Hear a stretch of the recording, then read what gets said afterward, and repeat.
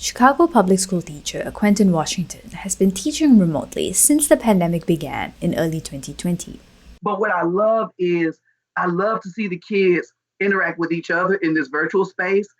But earlier this month, the music teacher and Chicago native received some good news. He was finally going back to his classroom for in-person learning.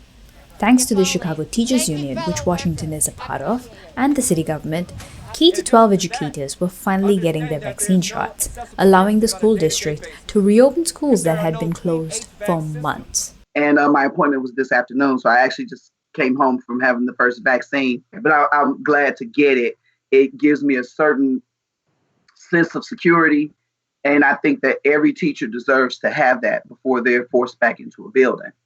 But not all teachers across the country have been this fortunate. While Chicago's teachers had their unions fight for them and successfully reach a common ground with other stakeholders, which includes parents and city officials, others haven't had the same success.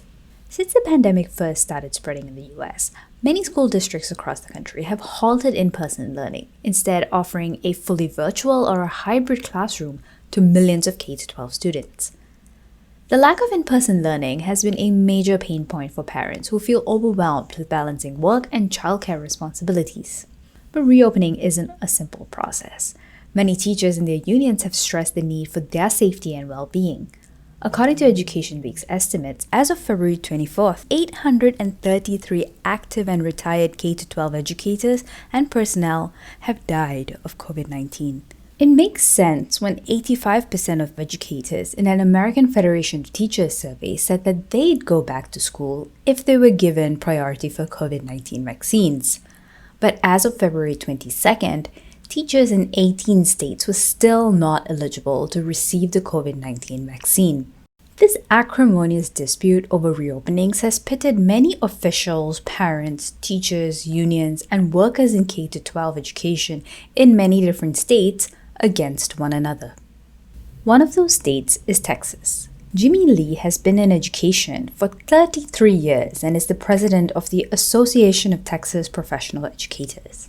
And we have been asking the state to push the educators in the state up into the grouping so that they can get the vaccine, those who are willing to take that. And I think the majority of them are, because they want to continue to do what is needed in the classroom. On the other side of the country, the pandemic and the debate over reopening has also laid bare the fundamental problems that exist within school systems. In Rochester City School District, middle school math teacher Tom Rochester said the lack of financial resources has just been frustrating to deal with. So my district in particular, in Rochester City Schools, realized last year that we were in a dramatic budget shortfall and laid off hundreds of teachers during the year last year. And then we got hit with a pandemic in March 13th was our last day. And then we didn't have the finances to do a lot of the things that many other schools were able to do. The school district is considered to be chronically underfunded and faces possibly more cuts to the system. This will complicate teaching and learning even further, says Rochester. Our technology issues are so significant for all of our students, not having access to internet at home and having to do MiFis and personal hotspots that have data limits, so the kids can't share videos and can't be as actively participating in lessons as many other students would be able to. Mark Luxembourg, who's also in Rochester, said it felt genuinely frightening to go back to school amid COVID-19 due to his personal illness. I suffer from 3 chronic autoimmune diseases. I didn't return to teaching until October 1st.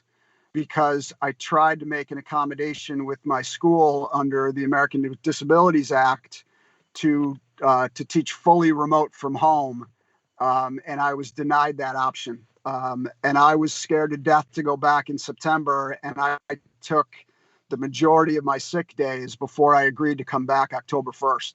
Teachers in Chicago were able to avoid this specific scenario. That our children will be returning to in-person learning this week.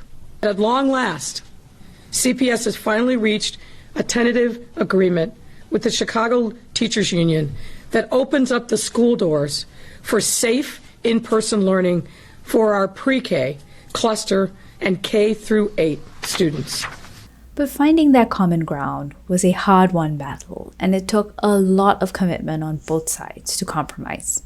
I know here in Chicago, one of the reasons that we've had such a hard time is because our school district feel like they don't have to have those conversations with us. They're the boss. They can tell us what they want us to do, and we're just supposed to do it. So how do we find common ground?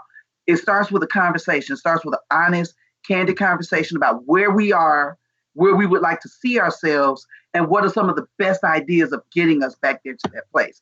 Meanwhile, at the federal level, the White House continues to push schools to reopen across the country. Back in August, the Trump administration had doubled down on its efforts to reopen schools, holding even a press conference to make that case.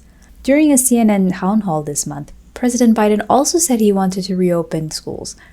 He specifically said he wanted to open the majority of K-8 schools 5 days a week within his first 100 days. The politicization of the reopening debate has made it much more personal to many. It is very interesting that politics has influenced and bled over into the public school system. I can see both sides of it. I see some positives. I think the students need to be aware and see that there are people and that we have to learn, and we have to try to teach them to be accepting of the fact that there are people who may not believe everything that we believe personally, and that's okay. Many experts and parents worry about a possible backslide in children's education due to months of missed in-person learning days.